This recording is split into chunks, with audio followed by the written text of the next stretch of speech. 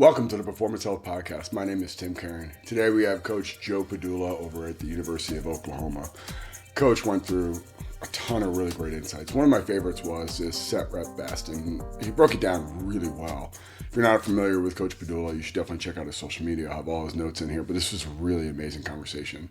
I love getting into weeds in it. I love going through the process in which he sets up his program. Truly remarkable episode we have up for you. If you haven't checked that already, go to strength&conditioningcoach. Got a bunch of resources. My newest book, Training Sports Teams, Game Changer. It's going to change the way you look at programming forever, I promise you. Then I also have my muscle mentorship, and I have my level 1 biomechanics course, as well as my collective membership. If you're a strength coach, these are all must-haves. You have to get this stuff because it's going to make a difference. Every single coach that gets on this stuff changes for the better. Promise you, guaranteed. Let's get into this episode. Coach Pedulla just really brought the heat. Can't wait to get into it. For you. Yeah, it's going great. All right, everybody. We got Coach on today. Thank you so much for taking the time. I appreciate you being on. The thing I want to open up with is your process in programming and your flow and how you start and where you want to work through and getting everything going in the direction to make a very holistic program. So let's start at the beginning. You got a new team or a new client. Where do you start? What is your process? One of my mentors several years ago, Zach Dakin, and a bunch of other people that I've spoken to over the years and drawn a lot of inspiration and knowledge from. One of the things they say is always prepare for the least prepared person in your group. And we're also told, you need to individualize. You need to meet athletes where they're at. You need to provide the things that they need. And as time has gone on, I've really tried to refine my process and just make it a lot more digestible for the athletes, but also make it to where I'm not running around with it, like a chicken with their head cut off. So really trying to narrow down my training buckets.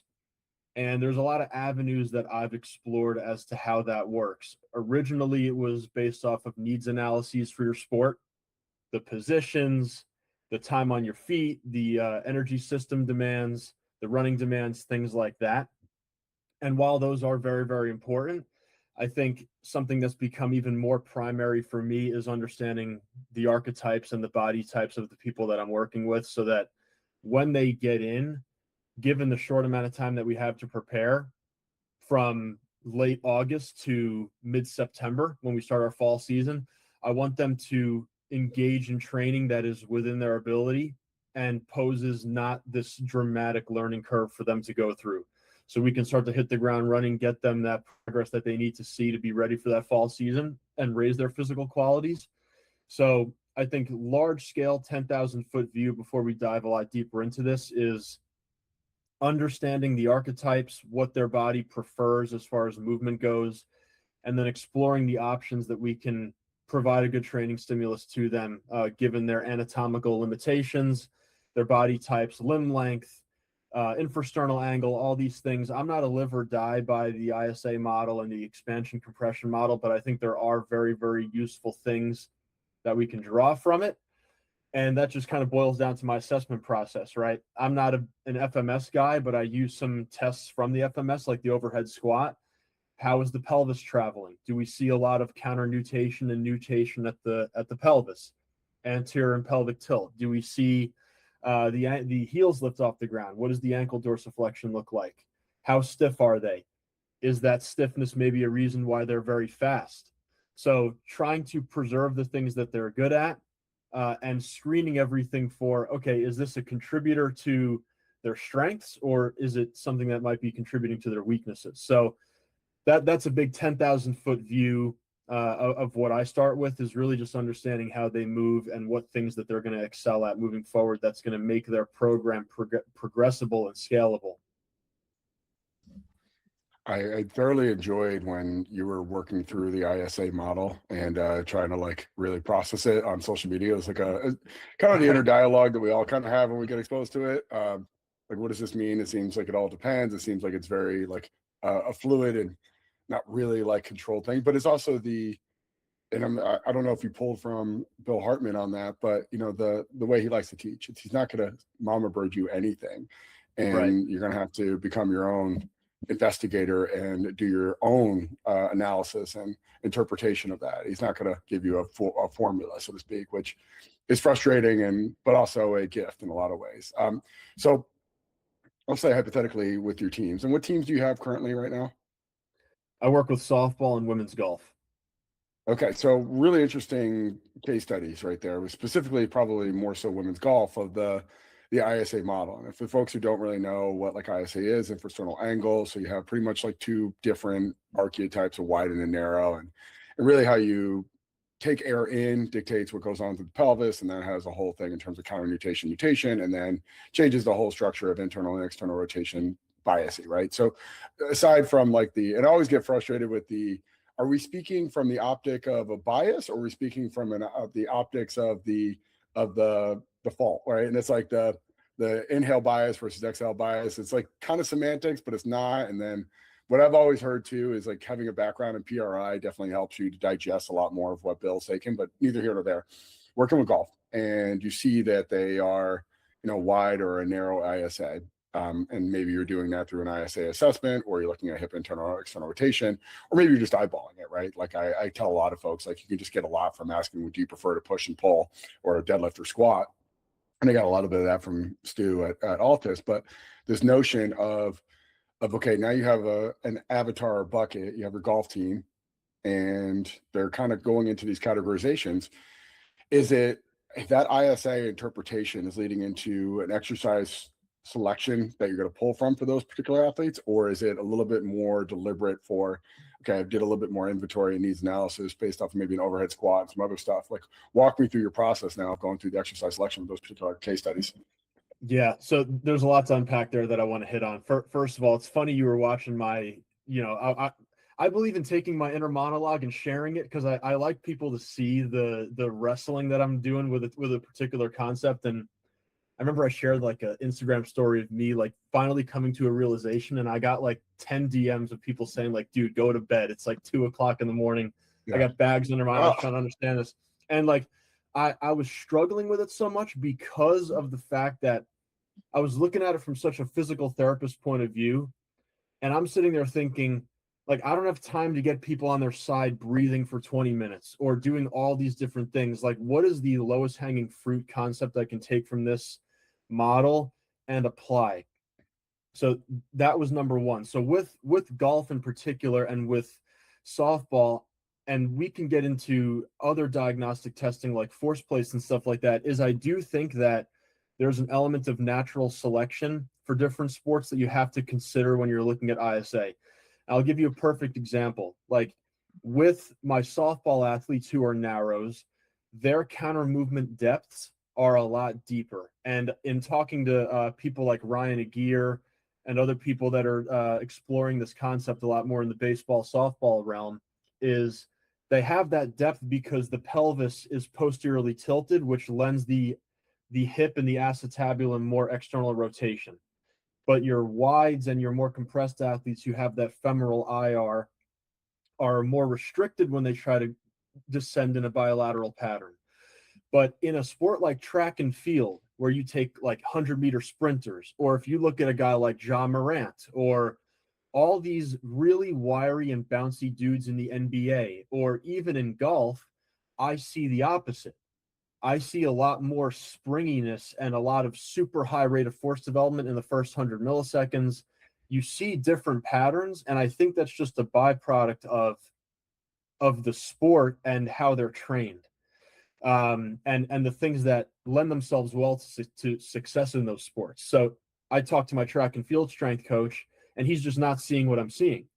And in my community as well, we've got some basketball people in there who also are not agreeing with us. But you got to look at it through a lens of what the sport demands and just the needs analysis. But for my golfers, So just one point on that though, I think is a really interesting one, because there's a little bit of chat break into, are you a hip dominant or knee dominant strategy, right? So let's say, for instance, with the narrow ISA, that they can get deeper levels of excursion into. That's how they create force. So they need to have a lot more time on the plate and get more depth.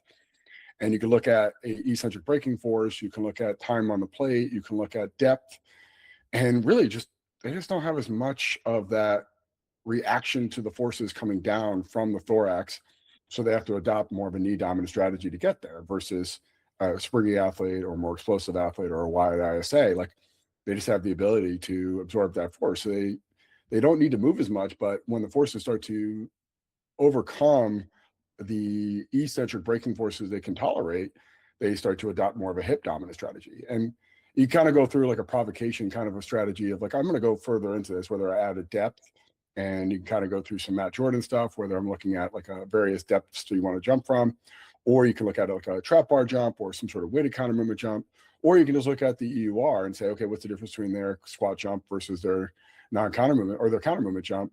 And you can start to extrapolate like, okay, everyone's going to have a really unique strategy to get to point B.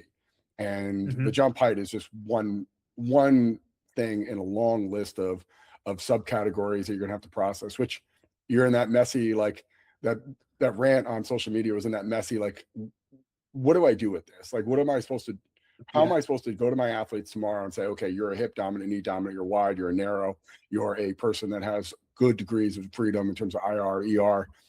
And I think what I always came out from it is like, put your strength coach back on. Like, is it harder to coach front squat or back squat? Is it harder to coach a deadlift versus a squat? Is it harder to do single leg, like split stand, single leg stand stuff? And then you go, okay, now I'm going to reverse engineer back to what I'm seeing in the plates and these initial diagnostics. But I'll stop there. But I think that's a kind of interesting point of, we all kind of work through it. We all have our outlets that we have to triangulate backwards from this, like almost like red pill of like, here's what we're doing now. It's an interesting kind of like paradigm shift.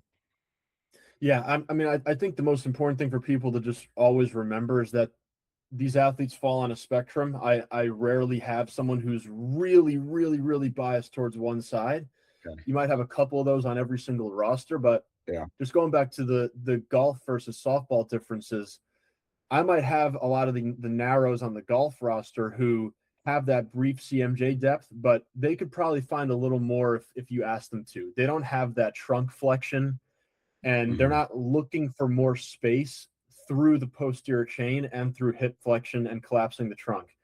But then you have the wides in softball who don't have that range of motion, and they do try to find that strategy. But it's interesting. They have that shallow range of motion on the plates, but then you get them sprinting or accelerating, and you don't see that. You know, they want to use that muscle tissue. They want to use that large thigh excursion angle. They want to favor time on the ground. So it's also activity specific and modality specific as well. And this is why I'm getting into an area where I'm trying to explore the physical qualities a little more, because at first I made this mistake right here. If you have that wide ISA who's got that shallow braking or that shallow depth, their braking force is going to rise, and their time to take off is going to be a little shorter just because the jump takes less time. But looking at that eccentric force, is it truly muscle tissue that's developing that force, or are we just ramming into a wall? Is it getting sent through bone? Is there a bony blockage? Is that a range of motion thing? Is that an actual demonstration of their physical traits? Or is that more representation of the space that they have or lack thereof? So that's where I'm trying to get into now, is also looking more at like run specific isometric strength. Like, let's look at the ankles, let's look at the hamstrings, let's look at the hip in isolation, the knee. Let's do even a single leg CMJ. You know, if I had smaller groups, I'd be running a lot more tests like that. But I unfortunately don't really have that. So a lot of it sometimes is the eye test, just taking video of their sprints. You know, is there excessive heel drop in your acceleration? Is there excessive knee amortization going on when you get up to top speed? Are you able to handle those ground contacts firmly? So those are the nuances I'm working through right now, is understanding what's actually producing the force, and is the force plate jump kind of more of like an anatomical validation tool for me, or is it more of something that's advising what physical traits they need to build? Because I think you can make a case for the fact that if your range of motion sucks, then this force doesn't really represent what you're able to produce physically. We might have to look at some other test, or some other activity like sprinting or a single leg jump, or whatever you want to come up with, like you said, the EUR test, we might have to look at something like that to advise our decisions a little better. Which, so like, it's a very interesting phenomenon that we're working with, like a strength conditioning or performance specialist, is a lot of the things that we're adopting from are from getting people out of pain, right? So someone who like osteopaths or someone who's like specialized in DNS, they're not going to see them to improve their physical qualities. They're just trying to get out of pain. And their lens is based off of that. And so they're essentially trying to increase the threshold which they can handle without pain, where we're looking at it from what's the shortest, most linear path to get them sprinting faster, jumping higher, throwing something harder or further. And that outlet on the back end changes the lens quite a bit. And I look at it from the other component of, is this going to make me faster or stronger faster? Like, that's really the only thing I care about. And if I could pick a better exercise today that allows me to do that more efficiently without any kind of, I don't know, like deviations or effectively like this thing that's going to take longer than it should, right? Like, I should see these transmutative effects occur faster. And when I force a square peg in a round hole, literally, like with some people that are wides doing really, really poor exercise selection, and it's limiting my ability to adapt. Sometimes we do got to eat it, and we got to work through a normal progression of like, hey, this is just what we have to do. But if there's a faster, more linear path, then we're going to do that. And then you also have to blend that with, and I'm sure you face this, is the narrative of there's the best player on your team and she's doing this particular activity. Everyone's going to associate her success with that activity. And then like, no, you're doing something unique to you because of what we found through our diagnostics, and disassociate from the success or the anecdotes that she may have with her particular ability to play softball or golf at a high level with what she's doing from a training prescription versus what you need right now. And it's like, there's a whole other psychological element of that as well. Yeah, that's one thing that I have to deal with all the time. And I that's something I touch on in day one in team meetings. Like, and we're going to get into kind of like some culture here with your teams, but I try to make it about, hey, don't be selfish and try to make it about, you know, you being what someone else is or you deserving to do something. It's not about that. And it's not about me trying to put you down to a level that might perceptually be inferior, you know. And it's a constant education thing too. I show my athletes data. I show them a forced time curve, like, and I try to, it's good practice for me to kind of explain it in a way that they understand, and that gets them to ask a little bit more questions, and it also kind of avoids the conflicts that you know, I've dealt with in the past, is just trying to get ahead of that, and be super clear and direct and confident in why we're doing what we're doing. And the other good thing for me too is like, no one's really in isolation. We've got 4 or 5 different training buckets at a time based on the phase of the year that we're in. And everyone's always got a partner. It's always pretty evenly distributed. So that's another thing that helps me too, is not trying to, like, you know, single out one person, but we've got some pretty good groups that I've broken the team down into. There was something else that you touched on. I'm blanking on what it was, and I was excited to get to it. I'm forgetting what the second part of your question there was. I don't know if you remember what you'd asked me. The outlet that we're trying to get to of how much speed or power or force we want to try and develop, and Right. the lens is different for us because these things are not looking to get something out of pain. Yeah. So the one thing that led me into this originally was the pain problem. You know, why do we have back problems? Why do we have hip issues? Why do we have, you know, all these different things going on? And this is the first year where we've had little to zero lower back issues. People are feeling good. I mean, we're fatigued just like any in-season team is. You know, we deal with that, but I don't have a situation every single day or every single week where I have to make a modification for somebody. And again, that's just going back to finding the thing that's going to be the easiest way to get them training right away. And also looking at it from this perspective too. If you have a wide or a narrow and you put them in a certain exercise, you should be honestly looking at that exercise and saying, is this exercise and the way that they're performing it exposing the tissues that we're trying to target with the exercise? Okay. Like that's a really important thing too. If you put someone under a back squat and their knees aren't translating over their toes at all, and there's no forward translation of the tibia at all, Are you hitting the quads? No, you're not. So I saw someone post that on their story the other day on Instagram. I'm forgetting who it was, but I'm like, yeah, that's kind of an obvious thing that I think we just forget sometimes. Like, are we actually biasing the tissues we're trying to target? And, with a lot of the wides now who don't have that pelvis retroversion that we were talking about earlier, I've been crushing single leg work with them all year long. The Hatfield variations, getting their quads to be exposed by a lot of force, giving them tempo work, giving them a lot of the isometric work to bias a lot of the more connective tissue adaptations that they might struggle with. Front foot elevated and heel elevated Hatfield stuff, spring ankle work, and then with the narrows. A lot of the time I give them a similar thing, the Hatfield squatting, but I do have a lot more narrows that can bilaterally squat with good depth and bias their quads a good amount. And I want to also get into a conversation with you specifically because when we were, off air, not recording yet, I was telling you about my, my love for your book, Strength Deficit.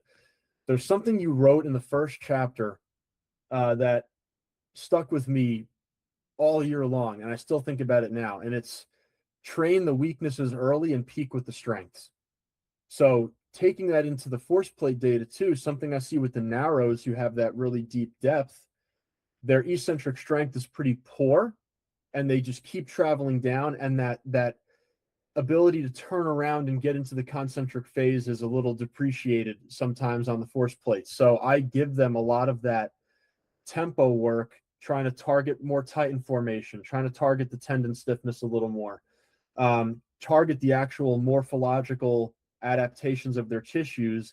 And then as time goes on, we phase away from that a little bit. And now at this time of the year, we're about to get into Plyos in a week and a half.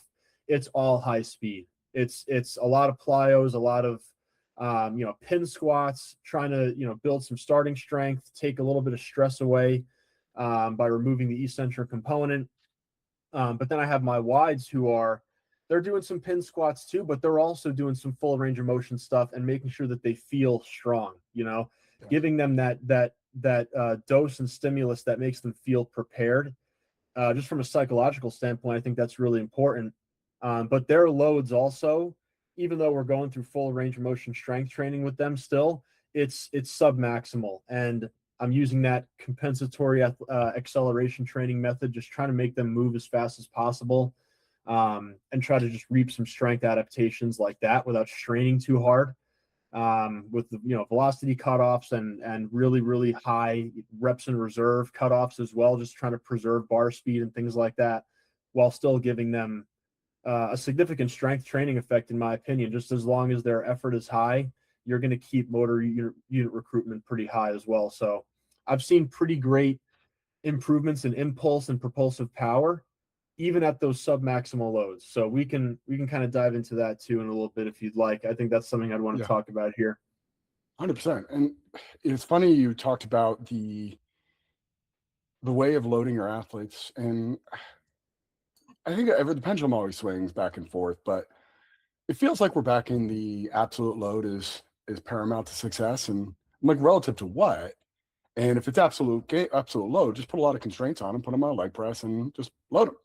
Versus if I'm seeing a compensatory action, right? Meaning that they're getting they have no distal development of their quad and they're hinging to accommodate that load and they're shifting their center of mass because whatever the tensile strength of that muscle group that we're trying to target is leading to some sort of compensatory action. We are no longer working what we intended to work.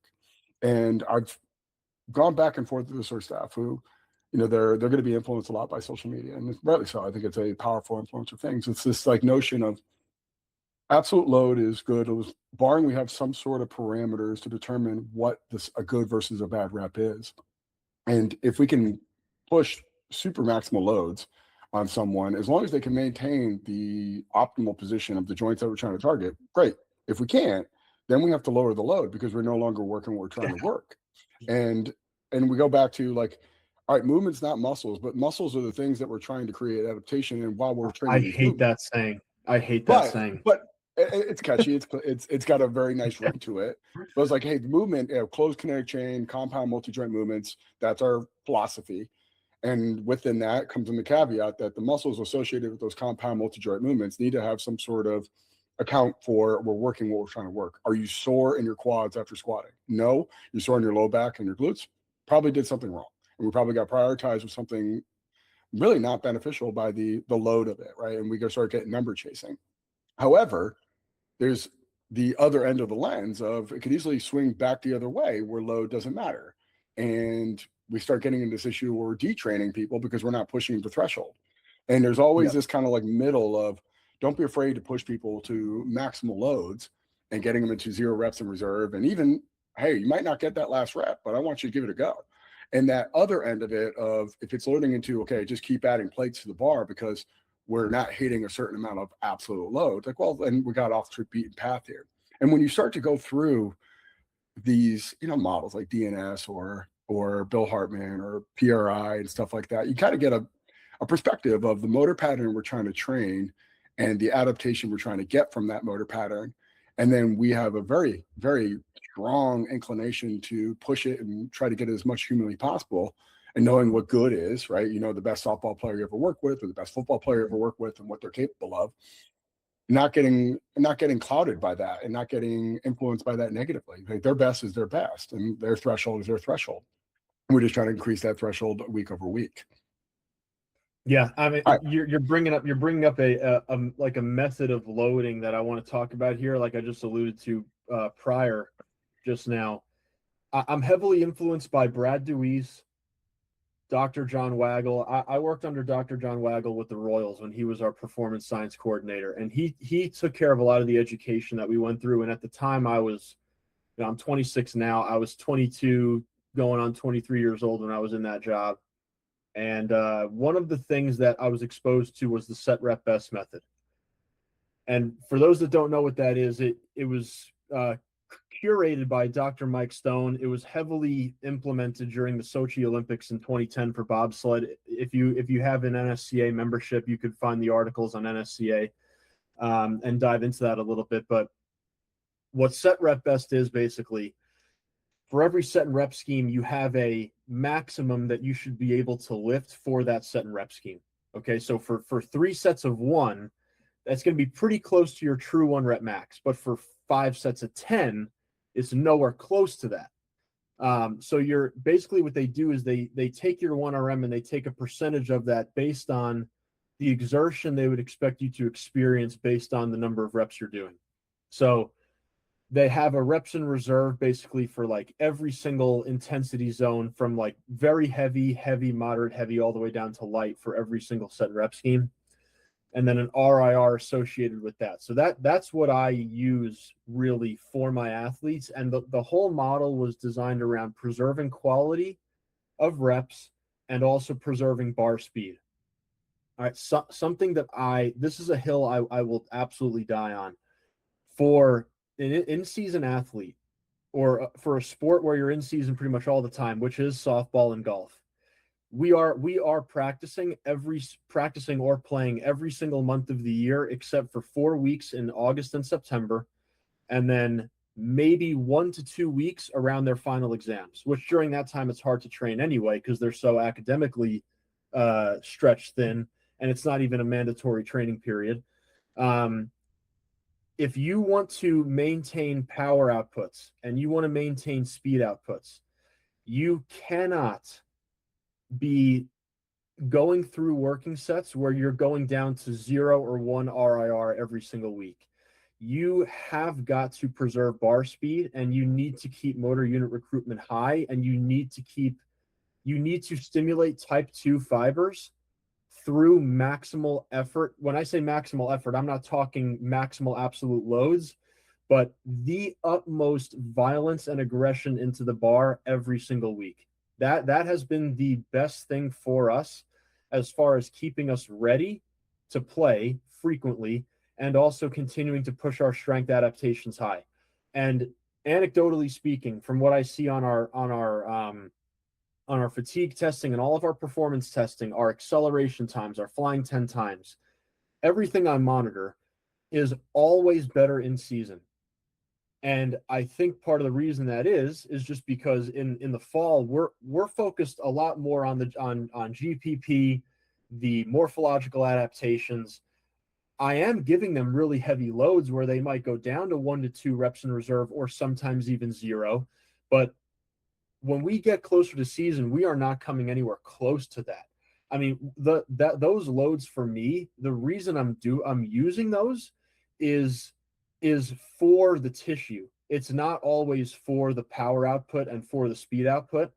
And there's several papers that cite this. The lower or the greater your velocity drop off, the more you're hurting speed, the more you're hurting power, and the more you're hurting things like CMJ height.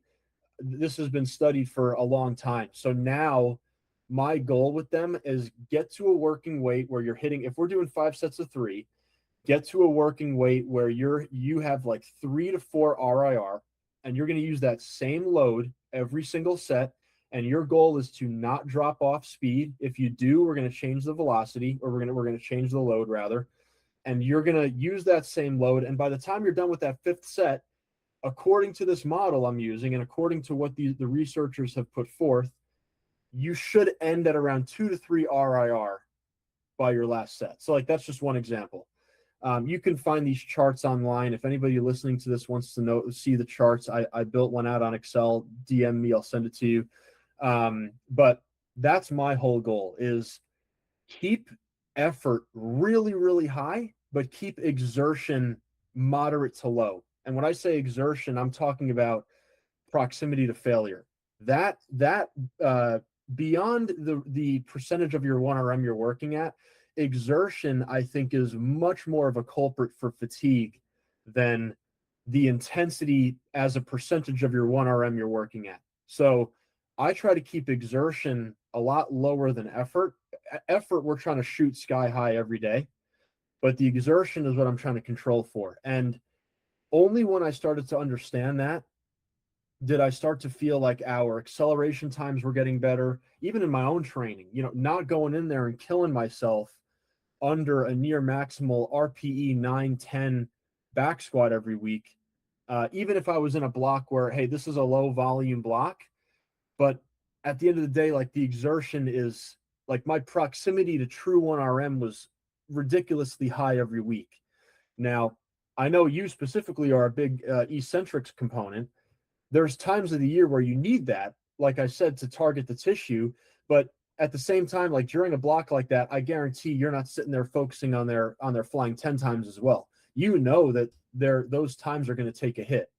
But in a sport where we're playing every single weekend, there's no room for that to take place. So that's why I believe what I believe.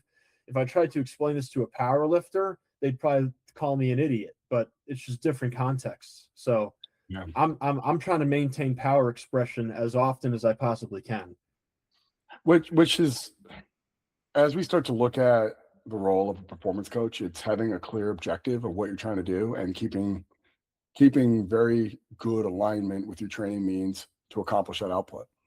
And what is often lost when you talk to someone who gets very heavily modality based, like I'm a powerlifter, I'm a weightlifter or whatever, it kind of detaches from, okay, well, I still have an outcome of resiliency and speed. And that is the ultimate true north of what I'm trying to do. And if all roads don't lead to that, I've missed the mark somehow. And you have a diagnostic that's looking at it from a weekly and a monthly and an annual basis that's telling you you're doing a good job or not. And, the same thing in business. Am I making more money than I'm spending? Am I pulling in more money? And I can do ads, I can do all sorts of crazy stuff, but if you're not making more money, then it's not a really good input output.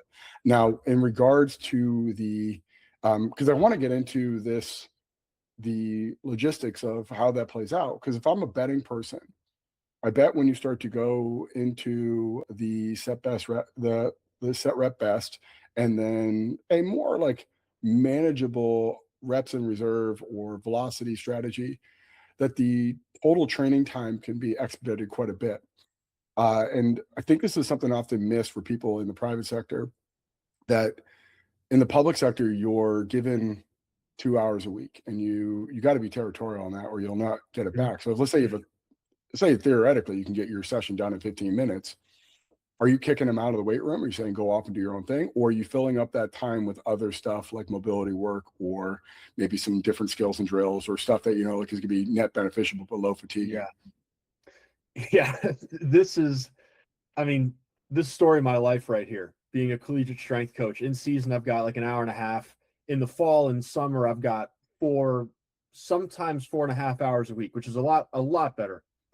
I feel like if you can't train a team on 4.5 hours, you got problems. I think your volumes are messed up if you feel like you can't get really good work done in that amount of time. But I'm gonna reference one of my friends, Daniel Bach, who really put me onto this idea of momentum-based loading. I might go on a sidetrack here, but I'm gonna tie it in, I promise. So when I look at eccentric strength training, for example, you just talked about how long that might take. If I'm doing super maximal loading, that's going to take a long time to get through that. And then I got all this other stuff I need to do.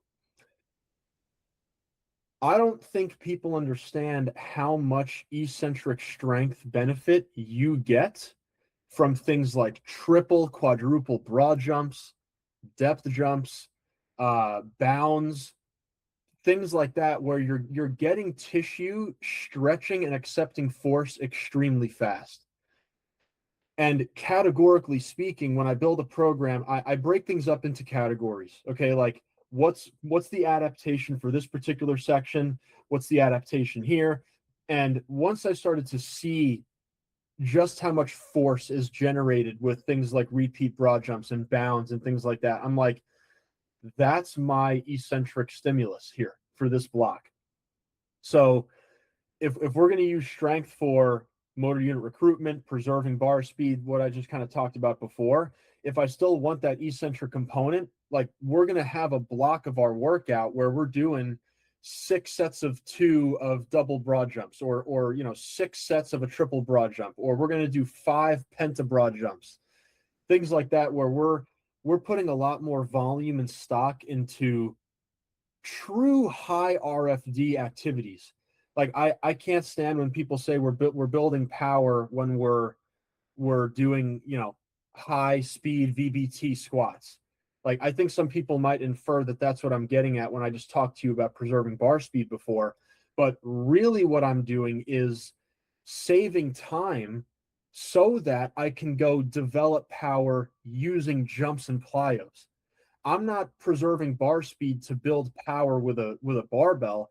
I'm trying to incur a lot less fatigue on the athlete so that they can invest more resources into bounds and jumps and sprints and plyos. That's where my mind is at.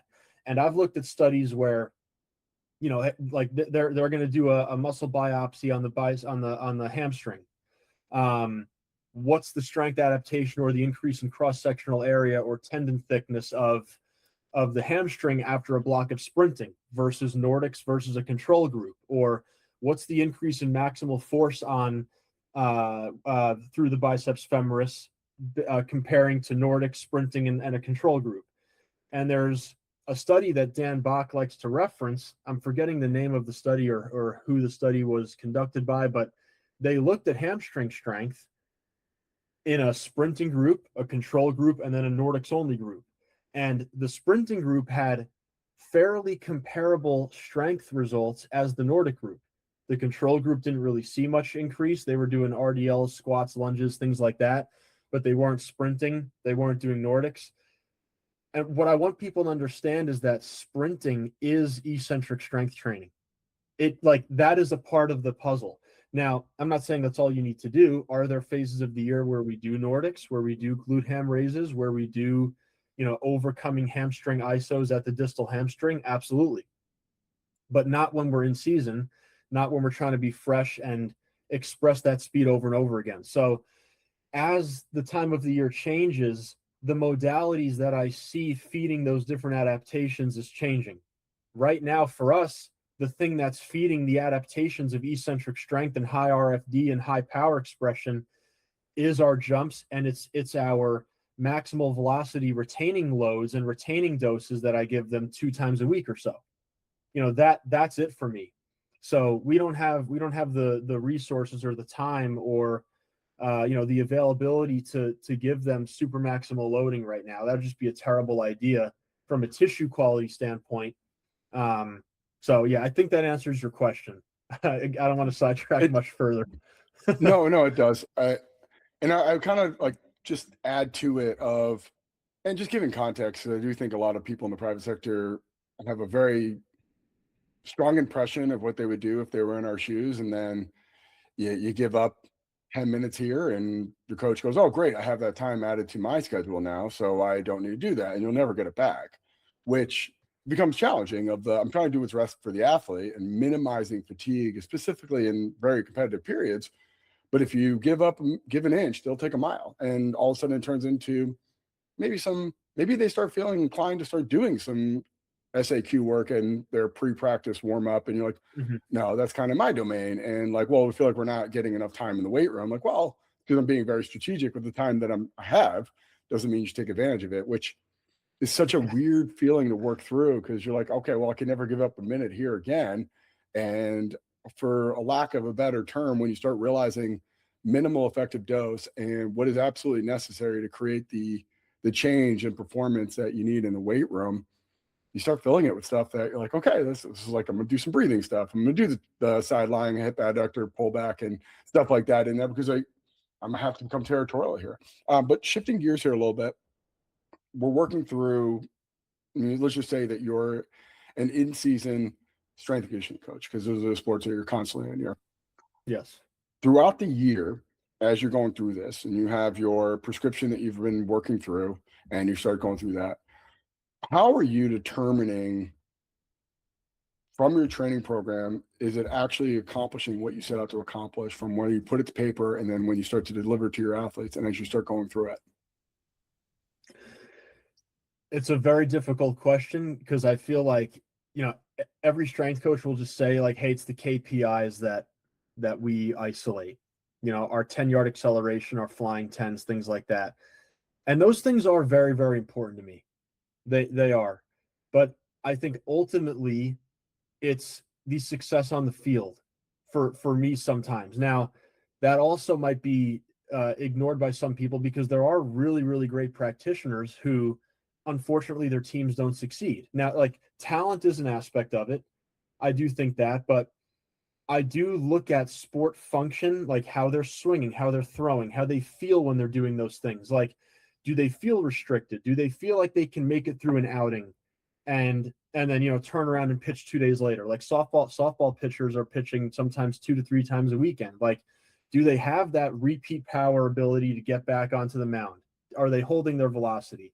Are they recovering faster between outings? Like, for pitchers, that's really important to me. Like, do they have a robust aerobic system? Do they have the repeat power expression? So that's one thing with them. It gets a little cloudier with position players, because they're playing every single day, and you could do whatever you want in the weight room. That's not going to make them tactically prepared to play the game. They still need to understand what pitches they're going to see, what pitches they're looking for, how they're going to, play defense against the team based on what they might expect them to do. So like, there's a lot of things that are beyond your control there. But I think with pitchers, those are things I look at. With position players, there are KPIs that do correlate with other metrics like throwing velocity and exit velocity. I think those are, peak power is the main one. Peak power, propulsive power is the main metric that correlates to throwing and swinging velocity, period. Impulse is another one that's up there, propulsive impulse. But things like jump height, RSI, like even RSI is not always the greatest predictor of sprint speed. The correlation is weak to moderate at best. So it's very difficult to say. With position players, I'm tracking peak power. I want to make sure that that's climbing as the year goes on. I want to make sure that there's no regression in the force plate metrics that I'm tracking. I am looking at joint function. Like, are we having patellar issues? Are we able to handle the thousands and thousands of ground contacts that we're sustaining throughout a year? Are we having shin splints? Like, that's been a problem for me in several, like for many years. Like, we have shin splints. Like, how do I address that? I think moving forward, it's a lot more extensive plyometric volume in the summertime. I think I'm not doing enough with that. I don't think I'm doing enough unilateral plyometrics. So it's multifaceted. It's the recoverability of the athletes, it's the metrics, it's the sport performance. I think it's also the level of engagement. Like I don't want them to get stale. I try to like mentally stimulate them as often as I can. Like warm-up games, different warm-up exercises in the weight room, different exercises, trying to decrease monotony, things like that are really important to me. So it's cloudy. I'm not sure I can give you a like solidified single answer, but it's constantly monitoring those things, looking at the sport performance, looking at how they're performing in games. Their mental and psychological affinity to training, if they enjoy it, if they're showing up routinely ready to go and it's not a chore for them. Sometimes it can be this deep in the year, and I quite frankly don't blame them. But those are really the things. I mean, I'm really happy with the answer you gave, because I hear often a lot in the performance world is I'm doing my job, we're just circumstances don't allow me to have as much success. It seems like you need to level up your expectations for your program's influence. And the thing that I keep going back to, there's a trend and a pattern for certain performance specialists that seem to win everywhere they go. And you could disagree with their method, you could disagree with their approach, but it seems to be a common factor is wherever they are, they win.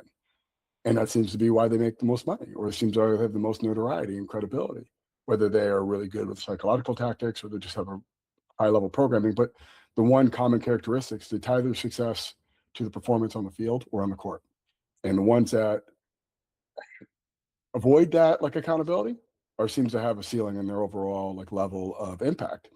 And if I could say anything from the incursion of the European high performance model, it had a lot of roadblocks. It had a lot of issues with entering like a North American head coach making 10 times the amount of all the support staff, and they have the ultimate say, and maybe their rationale of that is not really locked in as it should be from a input perspective for training and practice. But one thing I think has come out is, one, we have people who specialize in certain sports from a strength conditioning perspective or performance enhancement thing, and as well as physical therapy and athletic training, et cetera. But then it goes into everyone knows what their assignment or their agenda is win more games than we lose and having our best players play. And if we have a horse that can run every single other day and she's our best chance to win the Big 12 or now the SEC, we're going to do it. That's it, bottom line. And we got to prepare her or him and to make sure that they're ready to do it. And I think gone are the days where you just attach yourself to KPIs and say, I did my job. Like, you can't do that anymore. You still have an expectation to do that, but you should almost think that it's a given. If you're good at your job, you can get people to buy into what you're doing. You're going to get them faster and stronger. There's no doubt about it. But does it translate to wins and losses? And I think that's just level up your level of expectation for what you're doing. Yeah, I think there's a couple more. Now that we're talking more about this, things are occurring to me that I wasn't thinking about when I gave my initial answer. But there's some more like nuanced things you can look for. Like in golf, right? You hit the ball further, you're going to be closer to the hole. Like that, a period. So I think that's one thing that we're doing good now. Like, I mean, we're hitting the ball further than we ever have, from what I'm being told. I don't go to every single outing that they have, but that's been the report that I've been getting. So that's one thing that's really positive. I think in golf as well, in such a specialized game, is making sure that you're giving them a lot of variability. So whether it's, I mean, it could be crawling, it could be warm-up games, like I said before. I mean, we play warm-up games all the time. I try to make it fun for them and do that, and just get them outside of patterns that they're always stuck in. Which is going to feed back into the repeatability of their skill, and also just their ability to adapt in whatever environment that they're in. I don't want to get too deep into motor learning right now, but that's a big thing for me in such a specialized game as golf, is the variability stimulus. In softball, another thing I look for in softball is our ability to steal bases. On a dirt ball, are our athletes confident enough to take second? Like, how aggressive are we? How aggressive are we to take another bag, given our speed that we've developed in a situation like that?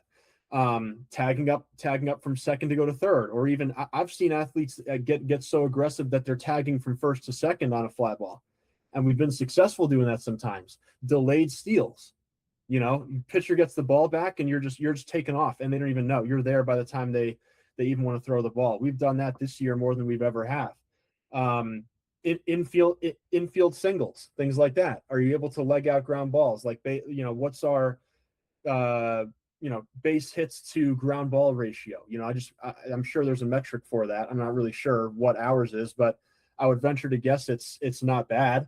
So things like that are important to me as well. Like, are we adding dimensions to our game? Yeah. It's funny you mentioned the gymnastics stuff, because I had swimming and diving at University of Southern California, and they're good. They're really good. We had Olympic caliber swimmers and medalists all over the place. And we had a very metric centric coach, and it was all input output really. And it was cool on that level. Great. Okay. And I mean, a little bit, I disagreed with some of the philosophy. I mean, his whole thought process was, if they can do a 50-meter freestyle this fast, their split should be this, and the training should mirror that. So we should be able to do 80% in under 10 seconds. So next week we should try to do it in under 9. And it was just adding constraints to do it faster. And you see them squirming in a hammer press. It was just bad training. But there was a message that I kind of worked through a lot with them, because they would do a lot of extensive plyos, they would do a lot of triplanar movement, a lot of different med ball work, a lot of gymnastics stuff, a lot of just locomotive skills. And we're working through the qualities that we're trying to develop. And I'm like, it doesn't take a rocket scientist to look at the injury report saying that 99% of our injuries happen outside the water. And it's always something related to just not being a good athlete in everyday life. They fell off their skateboard. They got hit by a car. They rolled their ankle walking on a curb. And what we need to do, balance proprioceptive, more dynamic skills, so they can handle the time out of the water, because that's the limiting factor here. Yeah. And if we just address these issues for these people not getting hurt when they're transitioning from the pool to the weight room or from the pool to class, we're going to be way better off. So I feel it was important to do that. Now, when we're in peak Pac-12 competition, yeah, it's all eyes on going a faster time. That's it, bottom line. And everything else before that, though, leads into, let's mitigate all this collateral damage that we're getting just from them not being able to operate in a three-dimensional world. I'm going to close it off, though, with one question here. In the end of the day, and you're going through your inventory from a day-to-day, a week-to-week, a month-to-month, how are you appraising yourself on doing a good versus a bad job? Man, that is a very deep question. I'm in a phase of my life right now where, I'm preparing for a child. My wife and I just got it. We just bought a house. We've been blessed with a lot of things as a family that I'm excited about. And in the past, I'm known as a perfectionist. I've been told, hey, you care to a fault, which is true sometimes. I do come on really strong to athletes sometimes. I've worked on that. My personality's changed a lot, but my goal now is to not be so consumed with the job that I can be present in other areas, to be very honest. I'm actually trying to do a little less right now outside of the job, to be more recovered so that I can do a better job there. Because what I've found is that I get drained too, and my clarity and my creativity can dwindle late in the year. So keeping myself sharp has actually meant doing a little less and prioritizing my life outside of the the weight room. You know what I mean? And that's also hard when you have a business and you have clients that you're working through and things like that. So I've tried to time block my days now. I try to stick to a hard schedule, which, isn't going the best. I'm sure I'll make some progress there. But yeah, I think I grade my performance on how well I'm showing up for important people in my life, to be very honest with you. Whether it's my athletes every single day when I go back in, or my clients online, or my wife and my future daughter. Those are the things that I'm really working on as a man right now, moving forward. Yeah, okay, that's pretty thoughtful answer. One piece of advice I'll tell you is, you can't control everything, so accept that what you can't control and let it be. Yeah.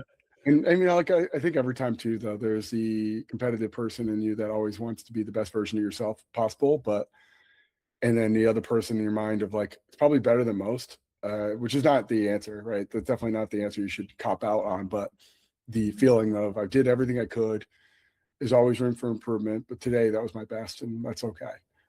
Just accepting that, and especially as a parent too, as a parent or as a husband, and the stuff that's inevitably going to come up of who's bringing her to school, who's going to don't forget to take out the trash, all these like little stuff that you're just not tracking, and you can kind of get locked in and stuff. I know my wife probably can attest to this. Of like I get pretty easily forgetful on stuff that's not directly related to the job, which comes off as like I'm feel somewhat inadequate in like normal everyday life, which I've come comfortable with. Like, yeah, it's okay. I'm just focus on something very direct. It just seems to be the way I operate. And don't be afraid to tell me a reminder. I don't feel bad about it. Trust me, I'm not going to feel less than if you remind me to take out the trash.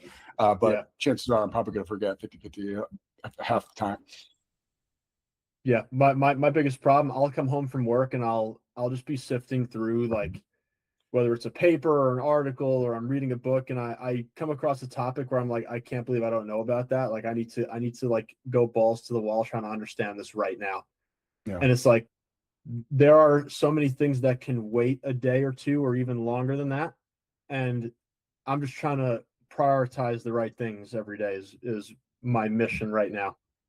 Yeah, but it's also your superpower, which is why you've been able to make such traction this far in your career. Yeah. So I don't think you'll lose it. I think you just get better at managing it and not beating yourself up if you don't master something within a 1 hour time block, Man, this is awesome. Thank you so much. I really appreciate all of this. I'm excited about the season, man. I really am. I'm just curious right now on people's process for writing programs and what they're thinking about and how they're evaluating themselves and their overall workflow. And I'm super excited about all this, man. This is really cool. Yeah, I'm excited to listen. I appreciate you for having me on. I'm honored to receive an invitation from you. So yeah, thanks again. Appreciate you, man. We'll get everything on you in the notes, and everyone can find that. But they should know about you because they know me, they know you. So, all right, buddy. Thank you.